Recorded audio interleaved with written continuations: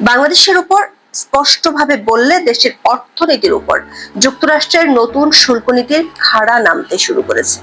অবশ্য বাংলাদেশের অন্তর্বর্তী সরকারের কর্তা ব্যক্তিরা শুরুতে আমেরিকান পদক্ষেপটি বাংলাদেশের জন্য ভালো সংকেত এমন দাবি করেছিলেন, কিন্তু এর 24 ঘন্টা না পেরোতেই তৈরি পোশাকের ক্রয় আদেশ স্থগিত হওয়ার খবর বেরিয়েছে সংবাদপত্রে। এর মধ্যে ডক্টর ইউনূস আমেরিকার প্রেসিডেন্ট ডোনাল্ড ট্রাম্পকে চিঠি দিয়েছেন, চেয়েছেন 3 মাস সময়। যদিও বাংলাদেশ সরকার জানে ট্রাম্পের শুল্ক আরোপের সময়সীমা পেছানোর কোনো সম্ভাবনা নেই। প্রশ্ন হলো, ট্রাম্প প্রশাসন পেছাবে না জেনেও এমন চিঠি কেন দেওয়া হলো? তাহলে এটি শুধুই নীরব বাঁশি বাজানোর গল্পের মতো। আবার এই চিঠিতে বাংলাদেশের পক্ষ থেকে যে দাবিগুলো করা হয়েছে সেগুলো কতটা যুক্তিযুক্ত, চলুন যাওয়া যাক বিশ্লেষণে। SSR footwear and leather products ঢাকার সাভারের একটি প্রতিষ্ঠান, যারা প্রতি মাসে যুক্তরাষ্ট্রে 12 কোটি টাকারও বেশি অর্থের চামড়া পণ্য রপ্তানি করে। কিন্তু 6 এপ্রিল সকাল থেকেই এই প্রতিষ্ঠানের মাথায় হাত। দৈনিক প্রথম আলোর এক প্রতিবেদনে বলা হয়েছে, ওই দিন প্রতিষ্ঠানটির যুক্তরাষ্ট্রে পাঠানোর কথা ছিল 3.5 কোটি টাকার পণ্য, কিন্তু সকালে ক্রেতা প্রতিষ্ঠানের প্রতিনিধিরা বার্তা পাঠিয়ে পণ্য জাহাজে না তোলার নির্দেশনা দিয়েছেন। অথচ একদিন আগে বিডার নির্বাহী চেয়ারম্যান দাবি করেছিলেন ট্রাম্পের নতুন শুল্ক আরোপ বাংলাদেশের জন্য খুব ইতিবাচক হবে। প্রথম আলোর ওই প্রতিবেদনে বলা হয়েছে, শুধু চামড়া নয়, পোশাক খাতের অনেক প্রতিষ্ঠানের উপর নেমে আসছে খড়গের প্রভাব।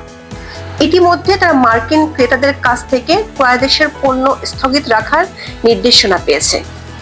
কোনো ক্রেতা প্রতিষ্ঠান মূল্য ছাড়ও চেয়েছে।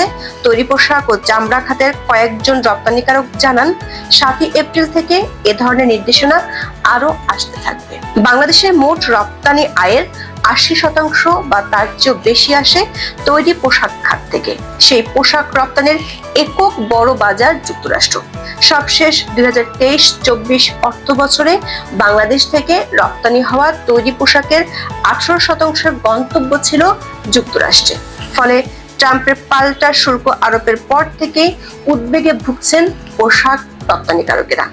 বাংলাদেশ গার্মেন্টস বাইং হাউস অ্যাসোসিয়েশনের নেতারা জানিয়েছেন, একটি বাইং হাউস প্রতি মাসে $12 লাখ তৈরি পোশাক যুক্তরাষ্ট্রের একটি ক্রেতার প্রতিষ্ঠানে রপ্তানি করে। 17 লাইনের একটি কারখানায় এসব পোশাক উৎপাদন হতো। পাল্টা শুল্ক আরোপের পর সেই মার্কিন ক্রেতা প্রতিষ্ঠান যেসব পণ্য জাহাজীকরণ হয়েছে সেসব পণ্যে মূল্য ছাড় দাবি করেছে। শুধু তাই নয়, আগামী জুনের ক্রয়াদেশও স্থগিত করেছে। জুলাই থেকে পণ্য পাঠাতে হবে না তা জানিয়ে দিয়েছে যুক্তরাষ্ট্রের ওই ক্রেতা প্রতিষ্ঠান। পরিস্থিতি যখন জটিল, তখন খবর আসলো ডক্টর ইউনূস চিঠি দিয়েছেন যুক্তরাষ্ট্রের প্রেসিডেন্ট ডোনাল্ড ট্রাম্পকে। দেখে আসি সেই চিঠিতে কি আছে। 7 এপ্রিল অধ্যাপক ডক্টর মোহাম্মদ ইউনূস এই চিঠিতে স্বাক্ষর করেন। চিঠিতে তিনি বাংলাদেশি পণ্যের উপর আরোপিত পাল্টা শুল্ক পুনর্বিবেচনার অনুরোধ জানিয়েছেন। তিনি যুক্তরাষ্ট্রকে বাংলাদেশি পণ্যে শুল্ক আরোপের সিদ্ধান্তটি অন্তত 90 দিন বা 3 মাস স্থগিত রাখার অনুরোধ জানান, যাতে উভয় দেশের বাণিজ্য সুবিধা নিশ্চিত হয়। দর্শক, খবর হলো সরকার জানে যুক্তরাষ্ট্র 9 এপ্রিল থেকে এই শুল্ক কার্যকর করবে। এমনকি ঠিক একদিন আগে সরকারের পক্ষ থেকে বলা হয়েছিল যুক্তরাষ্ট্র সরকার কোনোভাবেই এই দিনক্ষণ পেছাবে না।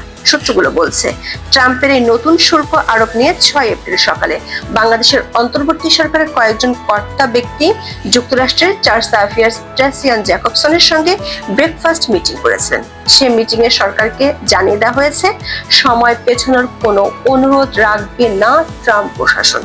এমনকি বাণিজ্য উপদেষ্টা ওই বৈঠক শেষে সাংবাদিকদের জানিয়েছিলেন, ট্রাম্প প্রশাসন যে সিদ্ধান্ত নিয়েছে তা স্থগিত হওয়ার কোনো সম্ভাবনাই নেই। তাহলে এই প্রশ্ন তো তোলা যেতেই পারে, সুনির্দিষ্টভাবে জানার পরও কেন ডক্টর মোহাম্মদ ইউনূস তার চিঠিতে 3 মাস ট্রাম্পকে অনুরোধ করলেন সিদ্ধান্ত স্থগিত রাখার? অথচ এটি একেবারে ওপেন সিক্রেট যে বাইডেন প্রশাসন ও হিলারি পরিবার এবং ডেমোক্র্যাটদের সাথে সুসম্পর্ক থাকার কারণে ট্রাম্প প্রশাসনের সাথে বাংলাদেশের ইউনূস প্রশাসনের দূরত্ব বেশ স্পষ্ট। বিশেষ করে বেশ কিছুদিন ধরে জর্জ সরোসের সাথে সুসম্পর্ক থাকার বিষয়টি সামনে এনে বাংলাদেশের ইউনূস সরকারের বিরুদ্ধে প্রচার চালিয়ে যাচ্ছেন ট্রাম্পপন্থী সাংবাদিক লৌরা লুমার। এক্স হ্যান্ডেলে তার একটি স্ট্যাটাসের প্রেক্ষিতে ট্রাম্প প্রশাসনকে সম্প্রতি বেশ তড়িৎ ব্যবস্থা নিতে দেখা গেছে। এমন পরিস্থিতিতে ডক্টর ইউনূসের এই 3 মাসের আবেদন আদৌ কি ট্রাম্প প্রশাসনের মন গলাতে পারবে? দর্শক, আমাদের বিশ্লেষণ হলো ডক্টর ইউনূস তার চিঠিতে এমন কিছু তথ্য তুলে ধরেছেন যা নিয়ে এরই মধ্যে বাংলাদেশে বিতর্ক দেখা দিয়েছে। অধ্যাপক ইউনূস তার চিঠিতে ট্রাম্পকে লিখেছেন, বাংলাদেশই প্রথম যুক্তরাষ্ট্র থেকে তরল প্রাকৃতিক গ্যাস বা এলএনজি আমদানির জন্য দীর্ঘমেয়াদী চুক্তি করেছে। দর্শক, আমাদের অনুসন্ধান বলছে বিডার নির্বাহী চেয়ারম্যান গত জানুয়ারিতে একটি স্ট্যান্ডবাজি করতে গিয়ে হাস্যরসে পরিণত হয়েছিলেন। তখন মাত্র ট্রাম্প ক্ষমতায় এসেছিলেন। ক্ষমতায় আসার আগে বাংলাদেশের সংখ্যালঘুদের উপর নির্যাতনের বিষয়ে টুইট করেছিলেন ট্রাম্প। তাতে বাংলাদেশে অনেকের ধারণা হয় ট্রাম্প প্রশাসনের সাথে ইউনূস প্রশাসনের দূরত্ব আছে। তখনই বিডার চেয়ারম্যান ফেসবুকে পোস্ট দিয়ে বেশ ফলাও করে প্রচার করেন ট্রাম্পকে দেখাতে পারা যাবে ইউনূস প্রশাসনই প্রথম চুক্তি করেছে। পরে গণমাধ্যমগুলোতে খবর বের হলো মার্কিন কোম্পানি আর্জেন্ট এলএনজির সঙ্গে এলএনজি আমদানি সংক্রান্ত একটি নন বাইন্ডিং চুক্তি সই করেছে বিডা। নন বাইন্ডিং হলো যে চুক্তি মানতে কেউ বাধ্য না। আবার ওই প্রতিষ্ঠানটির গ্যাস উৎপাদনে যেতেই লাগবে আরো 5 বছর। আবার সরকারের পক্ষ থেকে এ ধরনের চুক্তি করার এখতিয়ার পেট্রো বাংলার। সেই পেট্রো বাংলা তো এই খবর শুনে আকাশ থেকে পড়েছিল। সেই বিভ্রান্তিকর তথ্য ডক্টর ইউনূস কেন তার চিঠিতে উল্লেখ করলেন? ডক্টর ইউনূসের চিঠিতে আরো একটি দাবি করা হয়েছে যেটি বাংলাদেশের পক্ষে পূরণ করা সম্ভব নয়। অধ্যাপক ইউনূস চিঠিতে উল্লেখ করেছেন তার সরকারের প্রধান লক্ষ্যগুলোর মধ্যে একটি হলো যুক্তরাষ্ট্র থেকে কৃষি পণ্য বিশেষ করে তুলা, গম, ভুট্টা ও সয়াবিন আমদানি উল্লেখযোগ্য হারে বাড়ানো। যুক্তরাষ্ট্রের তুলা দ্রুত বাজারে আনার লক্ষ্যে বাংলাদেশে একটি বিশেষ শুল্কমুক্ত সংরক্ষণাগার বা বন্ডেড ওয়ারহাউস চালু করার কাজ চলছে। আমরা দুটো পণ্যের উদাহরণ দিয়ে দেখাতে চাই বাংলাদেশের জন্য যুক্তরাষ্ট্র থেকে পণ্য আনা লাভজনক নয়। তুলার কথা ধরা যাক। এই মুহূর্তে বাংলাদেশ ভারত, পাকিস্তান, মিয়ানমার ও আফ্রিকার কিছু দেশ থেকে তুলা আমদানি করে। ভারত, পাকিস্তান ও মিয়ানমার থেকে যে তুলা 100 টাকায় আনা যায় সে তুলা যুক্তরাষ্ট্র থেকে আনতে গেলে পরিবহন খরচ বেড়ে যাবে 150 টাকা। আবার আফ্রিকার দেশগুলো থেকে তুলা আনার প্রধান কারণ ইসলামিক ডেভেলপমেন্ট ব্যাংক বা আইডিবির অনুদান। আরেকটি পণ্য গমের কথাই ধরা যাক। এই মুহূর্তে 62% গম আসে ভারত থেকে, যার মূল কারণ কম পরিবহন খরচ। যুক্তরাষ্ট্র থেকে ওই পণ্য আনতে গেলে গুনতে হবে 2 গুণ বেশি খরচ। বেশি দামে গম আনার টাকা কি বাংলাদেশের মানুষকে দিতে হবে কিনা সেটি কিন্তু ডক্টর ইউনূস চিঠিতে উল্লেখ করেননি। দর্শক, আমাদের বিশ্লেষণ হলো ডক্টর ইউনূসের সরকার ট্রাম্প প্রশাসন শুল্ক আরোপের ঘোষণা দেওয়ার পর প্রথমে বিষয়টিকে গুরুত্বই দেয়নি।